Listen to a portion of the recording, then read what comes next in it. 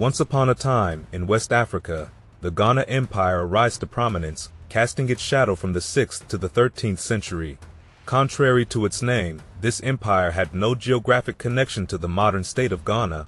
Instead, it flourished in the western Sudan savanna region, nestled between the Sahara Desert to the north and the lush rainforest to the south, encompassing what is now southern Mauritania and Mali. What fueled the prosperity of the Ghana Empire was not just its strategic location, but the wealth embedded in its soil. Abundant resources like iron, copper, gold, and ivory were at the heart of a thriving trade network. The empire benefited greatly from its proximity to the Niger and Senegal rivers and their tributaries, facilitating the flow of goods and commerce. The kings of Ghana, ruling from their grand capital at Kombai-Saleh, amassed unimaginable wealth, hoarding coveted gold nuggets that only they were allowed to possess. This exclusivity created a mystique around Ghana that reached the ears of North Africa and Europe, painting it as a mythical land of gold. However, the golden age of the Ghana Empire eventually waned in the 12th century. A series of challenges, including drought, internal conflicts, the redirection of trade routes, and the emergence of rival kingdoms, such as the Soso Kingdom and later the Mali Empire, contributed to its decline. The story of the Ghana Empire is intertwined with the rich tapestry of the West African Sudan region. This area, distinct from the modern state that shares its name, has been inhabited since the Neolithic period. Evidence of Iron Age tumuli, megaliths, and abandoned villages bear witness to its ancient history. The Niger River, with its regular flooding, nourished the fertile grasslands in savanna, fostering agriculture for over 3,500 years. Crops like red-skinned African rice and millet thrived alongside pulses, tuber and root crops, oil and fiber plants, and fruits. Fishing and herding cattle and goats were vital for sustenance.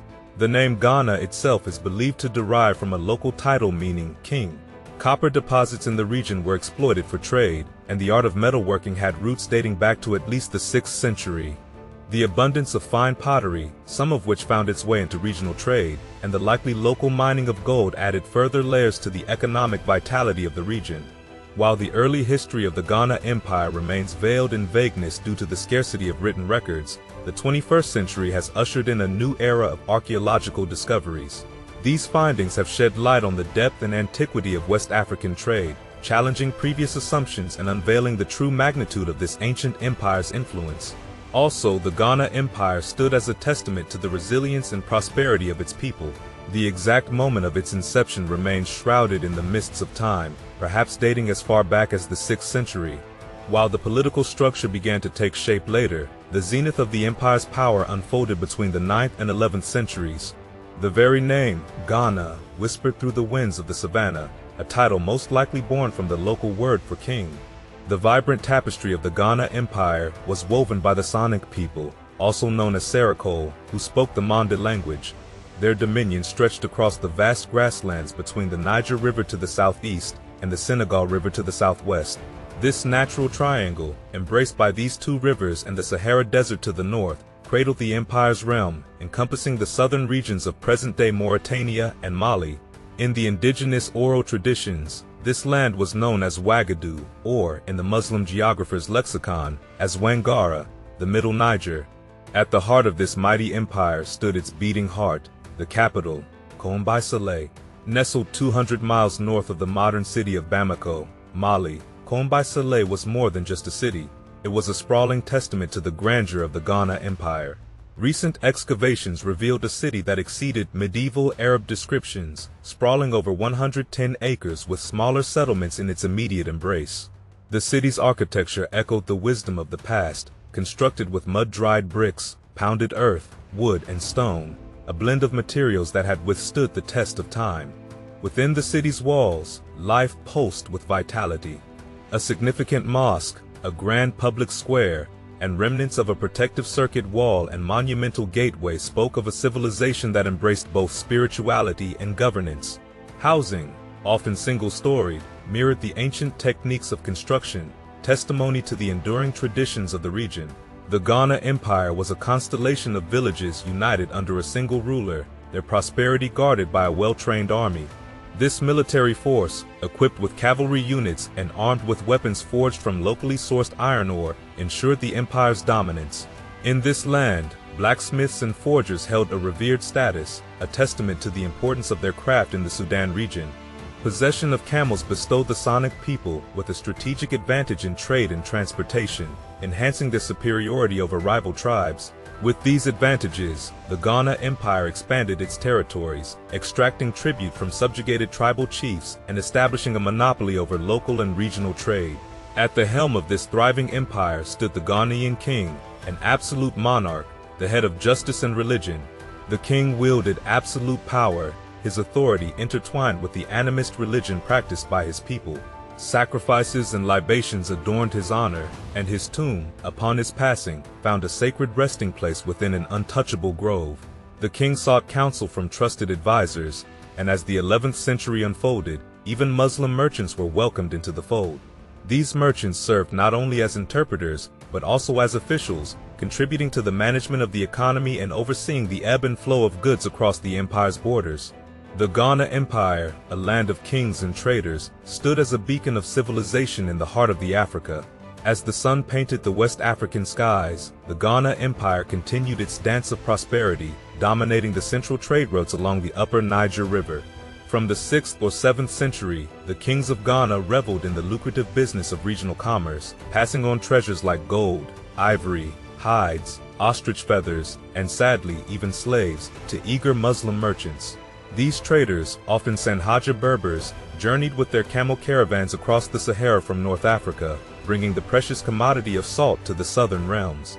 In the tapestry of trade woven by the Ghana Empire, goods traversed a taxing journey, taxed twice to be exact, once upon entering the country and again when bidding farewell to its borders. The Ghanaian kings, in their supreme position, controlled the flow of goods and ensured a flourishing market. Yet, the empire had its own wealth, not just from the passing trade, but from the rich resources within its grasp. Iron ore and gold, harvested from the fields of Bambuk, were exchanged for luxurious goods such as fine textiles, beads, copper, and horses. Arab traders from the north brought these treasures, turning the Ghana Empire into a hub of opulence. Copper wiring also found its place as a valuable commodity currency alongside the coveted gold. The kings, ever conscious of their status, forbade anyone but themselves from owning gold nuggets, leaving merchants content with gold dust. This policy not only showcased their supremacy, but also allowed them to regulate the gold market, ensuring its value remained steadfast. In the midst of this vibrant trade, Islam began to cast its influence. Muslim merchants, traversing the bustling markets, brought with them the teachings of Islam. The leaders, whether out of genuine conviction or recognizing the benefits of religious tolerance, allowed the coexistence of indigenous animist beliefs alongside the new faith. The capital, Sahel, became a divided city, with one part boasting 12 mosques and the other, the royal residence, retaining traditional cult shrines and a single mosque for visiting merchants. Yet, as the pages of time turned, the Ghana Empire faced the shadows of decline. In the mid-11th century, the capital suffered the wrath of the Almoravids of North Africa, possibly in response to the Ghana rulers' attempts to muscle in on the trade centers of the Sahara. The empire struggled to rise from this blow, and by the 12th century, its decline set in earnest. Competing trade routes, political strife, and a changing climate took their toll. New paths eastward lured commerce away, and an unusually prolonged period of dryness disrupted agricultural production. Civil wars further fractured the empire, fueled by the underlying conflict between Muslim and animist beliefs. Rebellious chiefs seized the opportunity to declare independence, and Tekrur in the western Sudan region rose as an independent power, aligning itself with the Almoravids. The kingdom of Soso emerged as the inheritor of the fading Ghana Empire, aided by the collapse of the Almoravids. However, its reign was short-lived, as the powerful Sundiata Keita defeated the Soso king Sumangaru in 1235. Sundiata seized the old Ghana capital in 1240 and went on to establish the Mali Empire, a beacon of power and wealth that surpassed any seen in Africa. The Ghana Empire, once a jewel in the West African crown, had given way to new chapters in the unfolding story of this vibrant region.